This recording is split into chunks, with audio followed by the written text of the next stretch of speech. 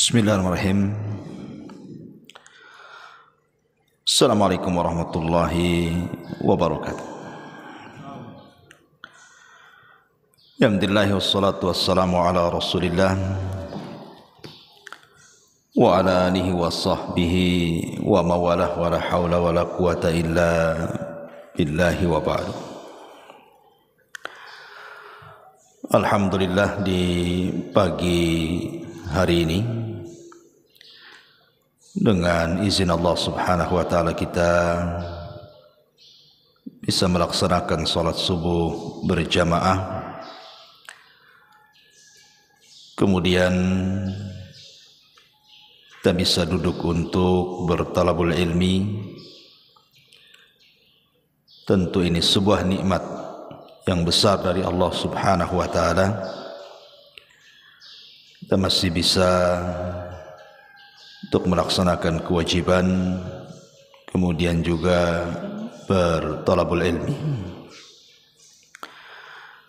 Pembahasan di pagi hari ini kita akan membahas satu tafsir singkat dalam surat yang sangat menarik untuk kita kaji. Surat ini memiliki beberapa nama. Sebagian ulama menyebutnya Suratul Ma'un,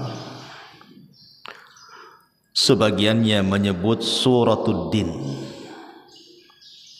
sebagiannya menyebut Suratul Yatim, sebagiannya menyebut surah Ara'aita ataupun Ara'aita alladhi, dan sebagiannya menyebut Suratul Takdzib. Maknanya apa? Satu surat tetapi banyak nama. Ulama mengatakan bahwa kalau ada satu surat tetapi memiliki banyak nama, menunjukkan surat itu sangat agung sekali. Sama dengan kiamat, itu memiliki banyak nama, karena kiamat itu sangat dahsyat kejadiannya. Lah Suratul Ma'un ini surat yang sangat dahsyat, yang sangat agung sekali, penuh dengan nilai-nilai iman, baik ditinjau dari amalan hati, amalan lisan ataupun amal perbuatan. Ma'asyiral muslimin yang dimuliakan Allah Subhanahu wa taala, surat ini terdiri dari 7 ayat dengan 25 kalimat dan 112 huruf. Dan kalau kita melihat tartib Al-Quran dalam Mushaf Utsmani, maka surat ini terletak pada tartib surat ke-107, Suratul Ma'un. Allah Subhanahu wa taala berfirman dalam Suratul Ma'un ini, Ara'aita alladhi yukadzibu biddin fadzalika alladhi yadu'ul yatim wa la yahuddu ala ta'amil miskin fawailu lil musallin alladzina hum an salatihim sahun alladzina hum yura'un wa yamna'unal ma'un. Tidakkah engkau lihat orang yang mendustakan agama? Merekalah orang-orang yang menghardik anak yatim dan tidak menganjurkan untuk memberi makan fakir miskin. Celaka bagi orang-orang yang salat, yakni orang-orang yang mereka dalam salatnya lalai, dan juga orang-orang yang dalam salatnya mereka melakukan riya, dan mereka yamna'un, mencegah al-ma'un, untuk memberikan sesuatu dari perkakas-perkakas rumah. Taib. Dalam suratul Maun ini ada 6 sifat yang kalau terkumpul pada seseorang wajib masuk neraka. 6 sifat ini kalau terkumpul pada seseorang diwajibkan masuk neraka atau dipastikan masuk neraka. Dan kalau dia memiliki 6 sifat kebalikannya, maka dipastikan masuk surga.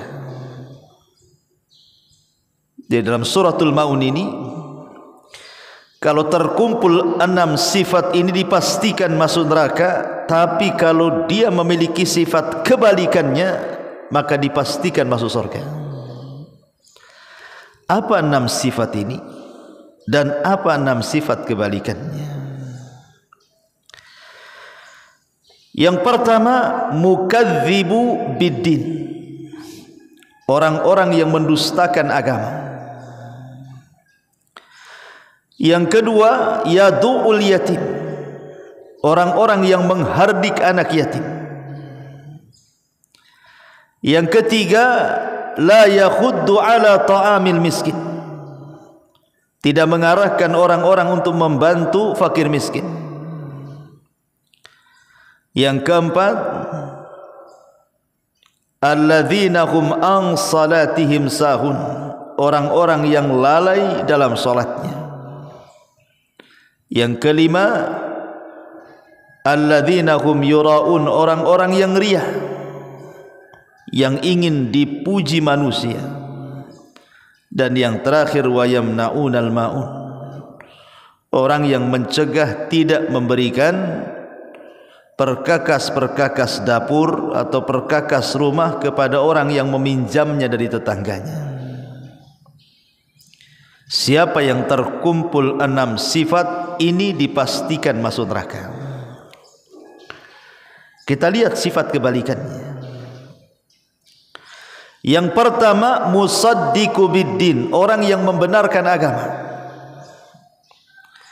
Yang kedua, yukrimul yatim, orang yang memuliakan anak yatim. Yang ketiga, yakhuddu ala ta'amil miskin, orang-orang yang menganjurkan untuk membantu fakir miskin. Yang keempat, alladzina hum an salatihim khashi'un, orang-orang yang khusyuk dalam salatnya. Yang kelima, alladzina hum yukhlisun, orang-orang yang ikhlas, tidak riya. Dan yang terakhir, la yamna'unal ma'un, tidak pernah mencegah.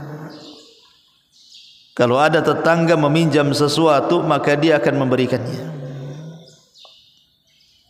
Kalau ada 6 sifat kebalikan ini, dipastikan dia masuk surga. Baik, kita rinci satu-satu. Allah Subhanahu wa taala mengatakan, ara'aital ladzi yukadzibu biddin, tidakkah kau lihat orang yang mendustakan agama itu? Ikhwan, orang yang mendustakan agama itu banyak, bukan satu orang. Di mana-mana ada orang-orang mendustakan agama. Di barat, di timur, di utara, di selatan, banyak, di mana-mana orang mendustakan agama ini. Baik orang-orang kafir ataupun orang-orang munafik. Tapi kenapa Al-Quran di sini menyebut dengan kalimat tunggal, bukan kalimat jama'? Kenapa Allah tidak mengatakan ara'aital ladzina yukadzibuna biddin? Tapi Allah menyebut dengan kalimat tunggal, mufrad. Ara'aital ladzi, satu orang. Yukadzib biddin, yang mendustakan agama. Maka jawabannya adalah, ayat ini hendak mengatakan ara'aita. Ara'aita itu artinya ru'yatul ain. Tidakkah engkau melihat? Maksudnya dengan mata. Melihat itu kan dengan mata. Tidak mungkin mata kita memandang semua orang yang mendustakan agama satu dunia ini. Tidak mungkin. Antum tidak mungkin melihat orang yang mendustakan agama di barat, di timur, di selatan atau di utara. Tetapi kalau di depan kita ada orang yang mendustakan agama, pasti kita lihat. Makanya menggunakan mufrad, tidak menggunakan jamak, karena kita tidak melihat semua orang yang mendustakan agama. Kita hanya melihat orang yang mendustakan agama itu yang di depan kita saja. Apa artinya? Artinya para pendusta agama itu akan berkeliaran di tengah-tengah kita dan kita bisa melihatnya. Makanya menggunakan mufrad di sini, bukan jamak. Di sini Allah mengatakan ara'aita alladhi yukadzibu biddin. Tidakkah kau lihat orang-orang yang mendustakan ad-din? Apa makna din di sini? Ada 3 penafsiran para ulama tentang makna ad-din di sini. Yang pertama, maksud ad-din di sini ya dinul Islam, agama Islam. Sebagaimana Allah mengatakan, "Innad dina indallahil Islam." Agama di sisi Allah itu ya agama Islam. Artinya tidakkah kau lihat orang-orang yang mendustakan Islam? Itu satu penafsiran. Penafsiran yang kedua, makna din di sini artinya al-hukmu, hukum Allah.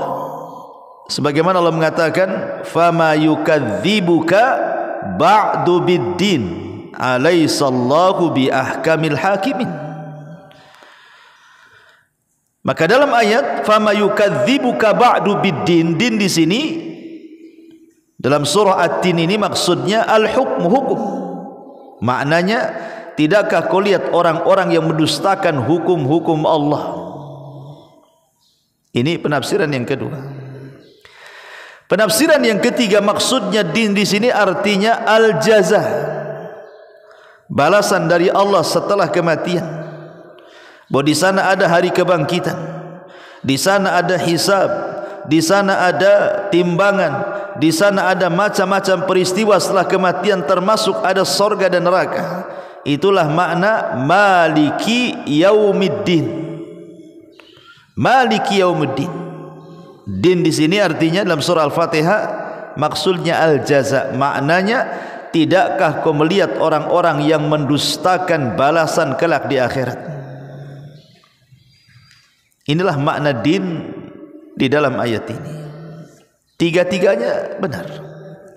Baik maknanya din di sini agama Islam, atau maknanya hukum-hukum Allah, atau maknanya balasan setelah kematian.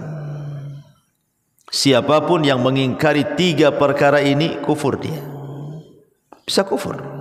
Ya. Baik, sebelum saya jelaskan secara gamblang, biasa kita akan mengupas tentang asbab nuzulnya. Apa sih asbab nuzulnya suratul Maun ini? Masyarul muslimin yang dimuliakan Allah Azza wa Jalla, sebagian para ulama tafsir seperti Al-Imam Al-Muqatil, Al-Kalbi dan yang lainnya mengatakan bahwa suratul Maun ini turun kepada Al-As ibn Wa'il As-Sahmi, persis seperti surat yang kemarin kita bahas. Suratul Kautsar itu juga turun kepada Al-As ibn Wa'il As-Sahmi. Tapi ada yang mengatakan bahwa suratul Maun ini turun kepada Abu Jahal, Amr ibn Hisham, yang kata Rasul Fir'aun yaumatini. Dan ada yang mengatakan turun kepada Abu Sufyan ibn Harb.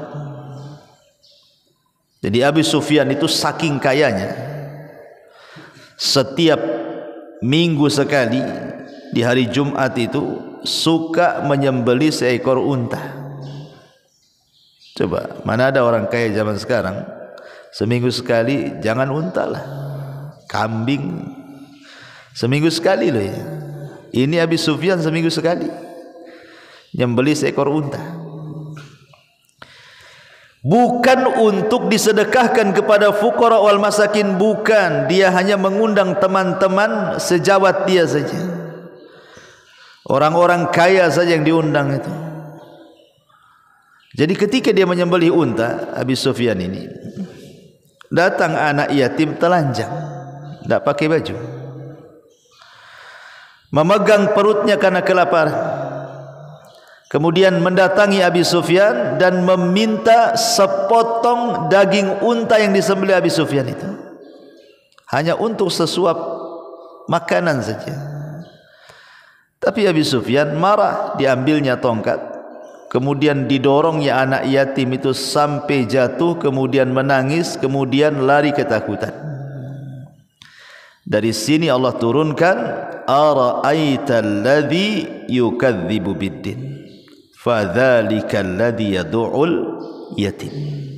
Tidakkah kau lihat orang-orang yang mendustakan agama itu? Mereka orang-orang yang menghardik anak yatim. Ini asbab nuzulnya. Sekali lagi, ada yang mengatakan yang menyembelih unta itu Abu Jahal, ada yang mengatakan Al-As Ibn Wa'il As-Sahmi, ada yang mengatakan Abi Sufyan. Taib. Allah Subhanahu wa taala mengatakan, ara'aita alladhi yukadzibu biddin. Tidakkah kau lihat para pendusta agama itu? Walaupun sebab turunnya khusus kepada Abu Jahal atau kepada Abi Sufyan atau kepada Al-As Ibn Wa'il As-Sahmi, tapi kaidah Quran itu begini, al-ibratu bi umumil lafzi la bi khususis sabab. Pelajaran Quran itu dilihat dari umumnya lafaz, bukan karena sebab khusus turunnya. Sebab turunnya bisa sama siapa saja, tapi umumnya lafaz Al-Quran itu mencakup siapa saja. Itu kaidah Quran. Ya.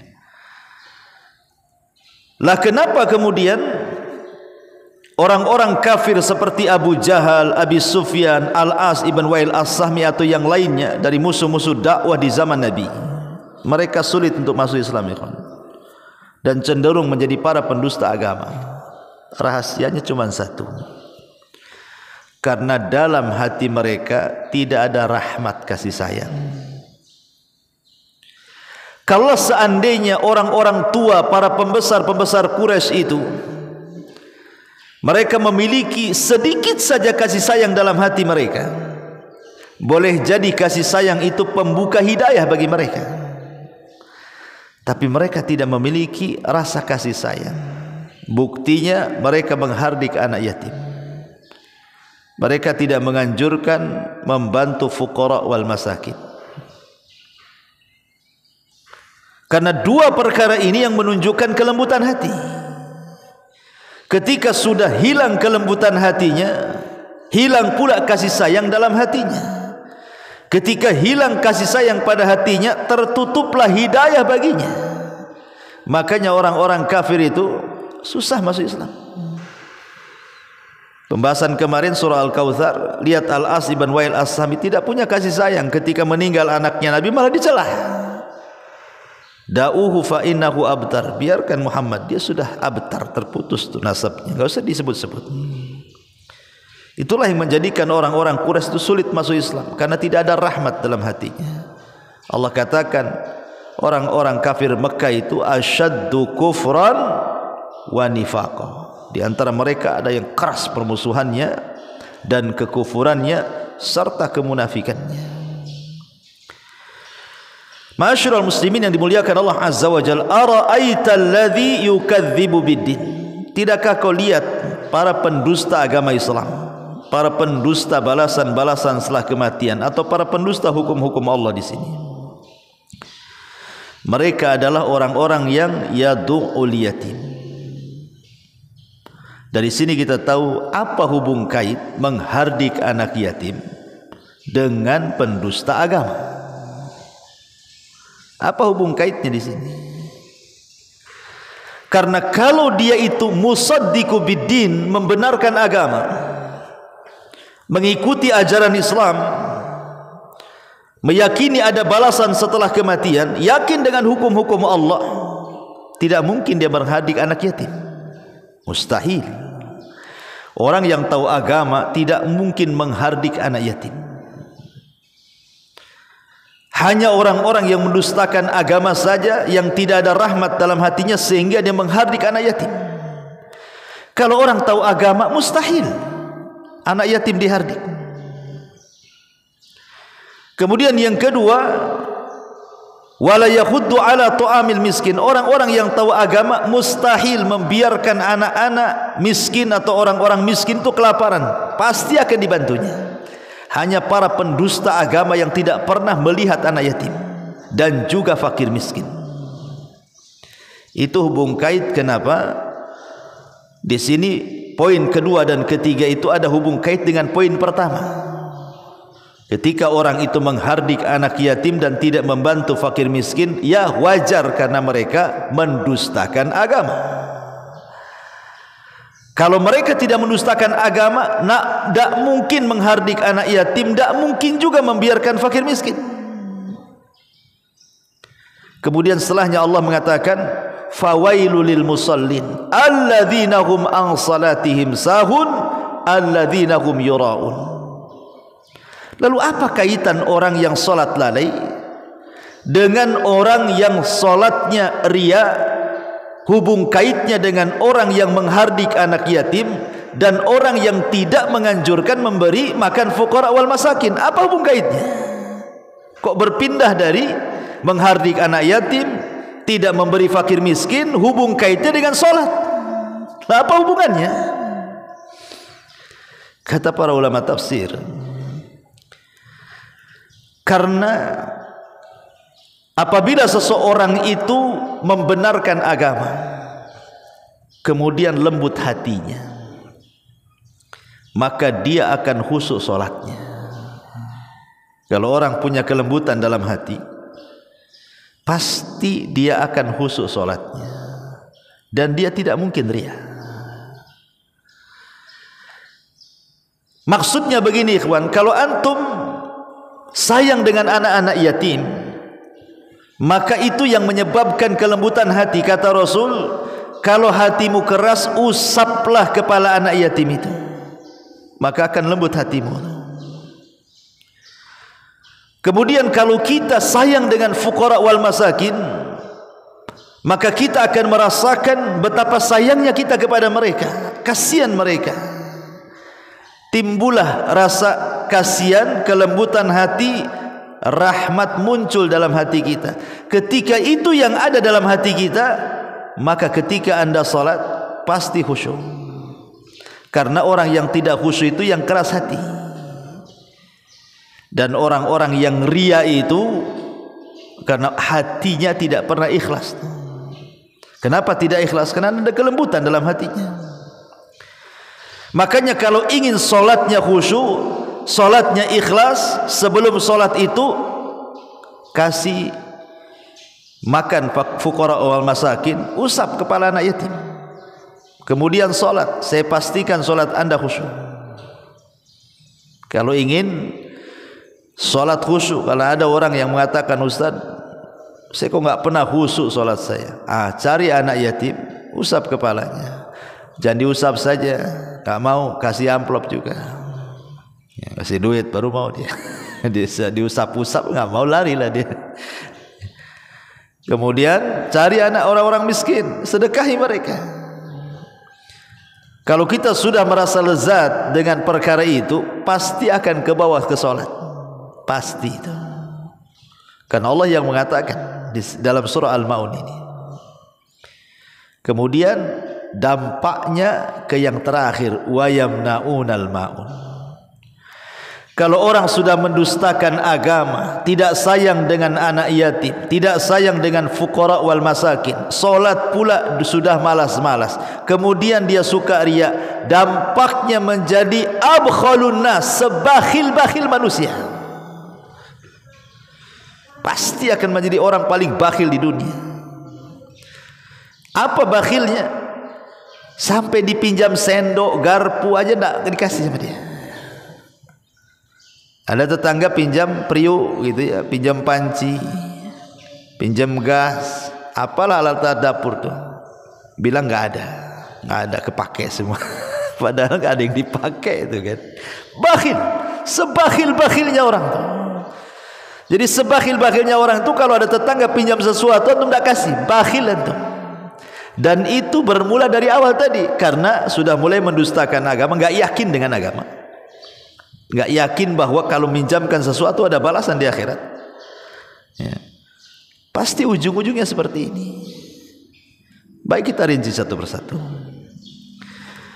Allah Subhanahu wa taala mengatakan para pendusta agama, tadi saya sudah jelaskan agama ini maksudnya 3 penafsiran, Islam, hukum, dan balasan.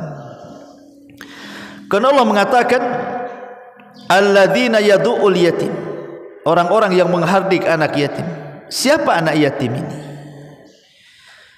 Anak yatim itu artinya man mata abu, siapapun yang ditinggal mati ayahnya, sara yatiman, maka jadilah dia anak yatim. Jadi definisi yatim itu anak yang ditinggal mati bapaknya dan dia belum balik. Karena Rasul mengatakan la aitama ba'dal bulu, tidak dikatakan anak yatim kalau sudah balik. Artinya di sini yatim itu kalau ditinggal mati bapaknya. Kalau bapaknya masih hidup, ibunya yang meninggal, secara definisi bukan anak yatim karena bapaknya masih hidup. Secara kebutuhan anak-anak ini sebenarnya, kalau seandainya dihadapkan kepada 2 orang tua, ibu dan bapak, pasti kita katakan bahwa ibu sangat dihajatkan kepada anak dibandingkan bapak. Karena biasanya ibu lebih telaten mengurus anak dibandingkan ayah. Tetapi walaupun demikian, seorang ibu tidak bisa melindungi anaknya seperti melindungi ayah kepada anaknya. Seorang ibu nggak akan bisa melindungi anaknya. Yang bisa melindungi anak itu seorang ayah. Makanya ketika ayah meninggal, hilang perlindungannya, maka disebut anak yatim, nggak punya perlindungan lagi.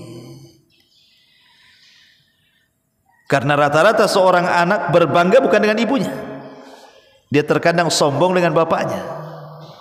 Kamu nggak tahu bapak saya. Nggak ada yang bilang, kok nggak tahu ibu saya. Rata-rata bapak saya kan itu ya. Dia kan bangga dengan bapaknya, karena yang harus dilindungi adalah ayahnya. Makanya umumnya ikhwan, kalau seandainya anak yatim ini ditinggal mati ayahnya, kemudian ibunya menikah lagi, terkadang kalau ibu ini salah mencari ayah, kadang ayah tiri itu tidak mengakui anak bawaannya, terkadang mengusirnya, tidak suka kalau itu bukan ayah, anak kandungnya, kalau anak ayah tiri. Tapi kalau ibu tiri, tidak semua seperti lagu lah kan itu, banyak ibu tiri yang sayang. Tapi kalau ayah, terkadang kalau bukan anaknya, kalau dia tidak benar-benar punya agama, dia tidak akan suka, terkadang diusirnya pula sama dia. Makanya disitulah letak kesedihannya anak-anak yang ditinggal mati ayahnya itu. Dan kenapa dalam Islam itu kita disuruh untuk mentarbiah anak-anak yatim, mengkafil anak yatim, ikhwan. Ma'asyiral muslimin yang dimuliakan Allah Azza wa Jalla, mentarbiah anak yatim ini sama dengan mentarbiah masyarakat. Orang kalau hilang rasa sayangnya dengan anak yatim ini kalau besar jadi dendam dia akan jadi rusak. Anak yatim ini kalau kita tidak sayangi, maka mereka akan dendam dengan orang-orang di sekitarnya. Dan kalau sudah dendam dengan orang di sekitarnya, dia akan jadi jahat. Dan ketika akan jadi jahat, rusak masyarakat. Tapi kalau kita sayang dengan mereka, anak-anak yatim, maka anak yatim itu akan menjadi baik karena merasa berterima kasih. Walaupun ayah sudah meninggal, tapi masyarakat di sekitarnya masih mau mentarbiah dirinya, sehingga ketika dia besar jadi baik tuh, maka baiklah masyarakatnya. Setiap orang itu terkadang ada yang diberikan keturunan anak, dan kita akan mati. dan anak kita akan jadi yatim. Kalau kita tidak berbuat baik kepada anak yatim orang lain, boleh jadi ketika kita meninggal, kita meninggalkan anak yatim, orang lain pun tidak akan sayang dengan anak kita. Kama tadinu tudan, itu kaidahnya. Sebagaimana kita bermuamalah dengan orang seperti itu, maka mereka pun akan bermuamalah seperti itu juga kepada kita. Maka sebenarnya tarbiyah anak yatim itu adalah tarbiyah masyarakat. Kalau kita baik dengan mereka, baik masyarakat. Kalau kita jahat dengan mereka, jangan salah, suatu ketika masyarakat itu akan rusak. Dengan besarnya anak-anak yatim ini akhirnya jadi jahat. Ya. Makanya kenapa Nabi SAW itu sangat mempedulikan para kafil yatim. Kata Rasul, ana wa kafilul yatim fil jannati kahataini. Saya, kata Rasul, dan para pengkafil anak yatim seperti ini di sorga. Dirapatkan tuh jari tengah sama jari telunjuk tuh, saking dekatnya. Sampai ketika Rasul membuka pintu sorga, tiba-tiba disusul seorang perempuan. Begitu dalam riwayat. Rasul baru mau masuk sorga, dia yang membuka pintu sorga, dan dia sudah berada di pintu sorga. Tiba-tiba seorang perempuan mau main blusuk saja masuk tuh. Dicegah oleh malaikat. Kemudian Rasul bertanya, siapa anda? Maka ibu ini mengatakan, saya adalah seorang ibu yang banyak mengkafil anak yatim.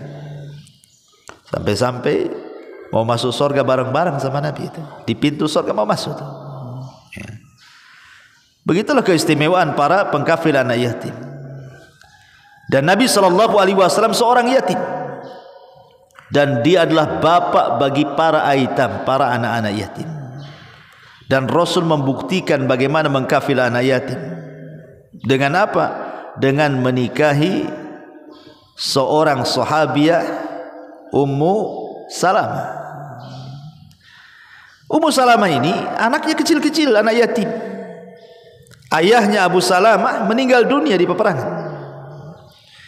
Dan dia anak miskin, orang-orang miskin. Abu Salamah orang miskin, tidak sanggup membiayai anak-anaknya. Maka Nabi SAW datang kepada Ummu Salamah dan hendak meminangnya. Dalam rangka apa? Kafilul yatim. Rasul ingin menolong anak-anak yatimnya. Kalau antum kan tidak, menyelamatkan jandanya, bukan anak yatimnya kan ya. Nabi itu diselamatkan anak yatimnya. Sampai Ummu Salamah mengatakan, Rasul, bukan aku tidak mau menerima lamaran. Masalahnya tidak ada manusia yang aku cintai melebihi Abu Salamah. Kata Nabi SAW, katakan ya Ummu Salamah, ini saat kematian Abu Salamah ini, Allahumma hjurni fi musibati wa akhluf li khairan min zawji. Ya Allah, berikan ganjaran akan musibah yang kau timpakan kepada aku, gantilah suamiku dengan suami yang jauh lebih baik lagi. Kata Ummu Salamah, yang pertama saya mau wahai Rasul, yang kedua saya tak mau. Kalau saya mengatakan ya Allah berikan pahala akan musibah yang kau timpakan kepadaku, saya mau mengucapkannya. Tapi kalau yang kedua saya tak mau, karena tidak ada di dunia yang lebih aku cintai melebihi Abu Salamah. Kata Rasul, udah ucapkan saja. Akhirnya diucapkan juga. Datang Abu Bakar melamar, ditolak. Umar melamar, ditolak. Banyak para sahabat melamar, ditolak. Karena menurut Ummu Salamah, Abu Salamah jauh lebih baik daripada orang-orang itu. Datang Rasul meminang dia. Apa Ummu Salamah mengatakan Abu Salamah lebih baik daripada Nabi? Kan gak mungkin. Cuman Ummu Salamah ingin menolak halus kepada Nabi dan mengatakan, ya Rasulullah, aku ini sudah tua, anak-anakku banyak, dan aku wanita pencemburu. Kata Nabi SAW, adapun cemburumu, aku akan berdoa kepada Allah, semoga Allah hilangkan. Adapun anak-anakmu, anak-anakku juga. Di sini syahidnya. Anak-anakmu, anak-anakku juga. Jadi kalau antum nikahi janda, anak-anakmu deh, anak-anakku juga, gitu maksudnya. Kayak Nabi ngomongnya. Ya Ustaz tuh di awal saja ngerayu aja, dia tuh gombal aja tuh. Gitu. Harusnya kan seperti itu. Adapun kalau sudah tua, aku juga sudah tua, maka cari janda itu yang sudah tua. Jangan yang kemarin nikah kemudian cerai antum lamar dia. Itu masih perawan ting-ting namanya. Rasul mengatakan, adapun kalau kamu tua, aku juga sudah tua, ada masalah apa? Maka Rasul berdoa, cuman lafadznya nggak dijelasin. Berdoa kemudian hilang cemburunya, gitu saja. Coba kalau ada lafadznya kan enak. Bisa saya hafal. Ana wariskan sama antum, saya ijazahkan tuh doanya. Masalahnya nggak jelas doanya kan. Cuman Rasul berdoa hilang pula cemburunya. Masya Allah nih. Sayang redaksi hadisnya sampai di sini. Coba kalau apa kan doanya Allahumma inni a'udzubika minal khubthi wal khaba'its atau apa gitu ya, atau Allahumma lakasumtu wa bika aman, itu kan enak tuh, jelas lafadznya kan. Tapi intinya Rasul menikahi Ummu Salamah dan menolong anak-anaknya. Itu syahid di sini. Itulah namanya kafil yatim namanya. Ya. Jadi tolonglah janda-janda. Kemudian yang kedua, wala yakhuddu ala ta'amil miskin. Dan mereka tidak mau menganjurkan memberi makan fakir miskin. Ada orang-orang di masyarakat ikhwan sudah bakhil, tidak mau membantu orang. Bakhil pula lisannya, tidak mau mengajak orang untuk membantu orang. Kan ada dua-dua tuh. Kita sudah bakhil, tidak mau bantu, tidak mau ngajak orang pula bantu. Tuh bakhil kuadrat namanya. Kalau kita memang tidak bisa bantu orang, tidak ada masalah. Tapi ajaklah orang untuk membantu dia. Datang ke orang kaya, Pak, saya punya tetangga miskin, saya ingin bantu dia, saya tak punya. Tolonglah Bapak bantu dia, gitu maksudnya.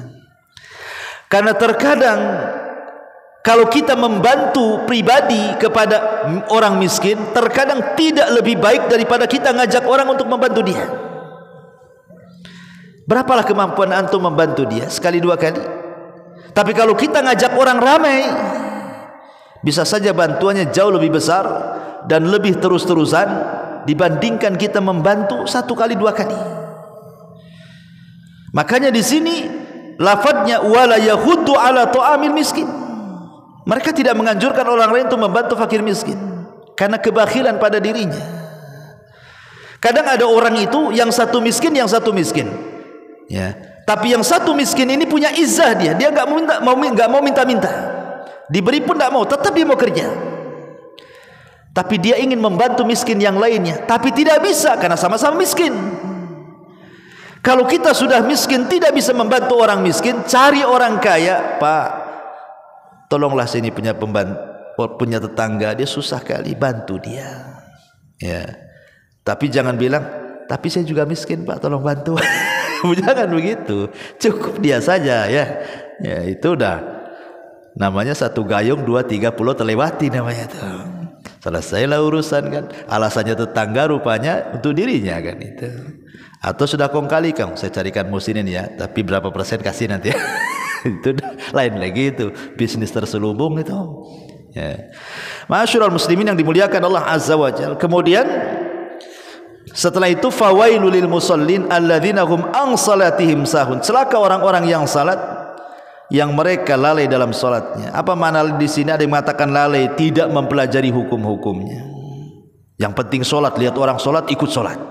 Gitu ya. Enggak peduli itu gerakannya, bacaannya seperti apa. Ada yang lalai, maksudnya lalai tidak memperhatikan wajib-wajibnya, rukun-rukunnya, sunnah-sunnahnya, main salat saja. Mau seperti ayam kayak mau seperti gagak, terserah salatnya. Ada yang mengatakan lalai di sini artinya mengakhir-akhirkan waktu sholat. Kapan sholat? Kok nanti duhur kan masih lama, masih jam 2 katanya. Dah jam 2 sholat, nanti asar kan jam 3 lebih katanya. Nah, diakhir-akhirkan. Udah 5 menit mau azan asar, sibuk dia. Itulah namanya ta'khirus sholat an mawaqitiha, mengakhirkan sholat hampir mendekati hilangnya waktu. Ini disebut sahun. Dan sahun ini munafik, sifat nifak namanya. Tidak mengingat kecuali sedikit, karena orang yang terburu-buru solatnya tidak akan khusyuk dan bacaannya akan centang perenang. Karena Allah mengatakan, lihat, subhanallah, hikmah dari Allah. Allah mengatakan an salatihim sahun. Allah tidak menggunakan fi salatihim sahun. Apa bedanya fi dan an? Itu belajar bahasa Arab itu kan. Allah mengatakan fawailul lil musallin alladzina hum an, bukan fi. Sebab kalau Allah Subhanahu wa taala katakan fawailul lil musallin alladzina hum fi salatihim sahun, celaka bagi orang yang salat yang di dalam salatnya dia sahun. Siapa yang selamat dari tidak sahun? Semua sahun. Nabi aja sahun kalau menggunakan fi, karena Rasul pernah lupa dalam salatnya. Tetapi Allah tidak katakan fi, tapi an. Ya. Celaka bagi orang salat an, dari salatnya, bukan dalam salatnya ya. Dari salat. Dari salat, di dalam salat beda. Kalau dalam salat beda. Tapi dari salat maksudnya bukan di dalam salat. Tapi salatnya dia yang dilalaikan. Bukan dalam salatnya. Kalau dalam salatnya Rasul pun pernah lalai, lupa dia baca, syarat ditegur sama sahabat. Pernah dia salat duhur atau asar 2 rakaat, sampai-sampai Dzuliyadain mengatakan, Rasul, turun wahyu atau aku mengqasar salat nih, katanya. Kata Rasul, tidak, aku tidak mengqasar salat, tidak juga turun wahyu. Begini Nabi, kok tadi salat duhur 2 rakaat, katanya. Kata Dzuliyadain kan gitu. Iya. Enggak percaya, kata Nabi. Dia ngomong sama sahabat, betul tadi saya 2 rakaat. Iya. Akhirnya Rasul menyempurnakan 2 rakaat, melakukan sujud sahwi. Kan lalai juga kan. Kalau maksudnya fi salatihim kan, di dalam salat. Tapi ayat ini tidak mengatakan fi. Subhanallah, ini rahmat dari Allah. Kalau dikatakan celaka bagi orang dalam solatnya, celaka semua lah orang tuh. Tapi maksudnya bukan itu, tapi an. Maksud an di sini bisa maknanya mengakhir-akhirkan waktu solat. Baru Allah mengatakan alladzina hum yura'un, orang-orang yang riya dalam solatnya. Dan tidaklah riya itu muncul dari orang yang solat kecuali dari orang munafik. Orang yang beriman tidak mungkin riya. Karena Allah tutup wa yamnaunal ma'un. Dan ini qimatul bakhli, kata ulama. Sebakhil-bakhilnya orang bakhil adalah apabila ada tetangga, mau mukmin mau kafir, pinjam sesuatu dari barang-barang rumah kita, baik perkakas dapur atau minta air, ya kan, atau pinjam gas api gitu kan, ataupun mungkin di depan rumah banyak rumput itu, mau minta rumputnya, minta tanamannya apa, nggak dikasih sama dia. Ya, nah, ini qimatul bakhli, kata ulama, sebakhil-bakhilnya orang bakhil. Ya. Wallahu a'lam bishawab. Subhanaka bihamdika asyhadu an la ilaha illa anta astaghfiruka wa atubu ilaik. Allahu taala a'lam. Assalamualaikum warahmatullahi wabarakatuh.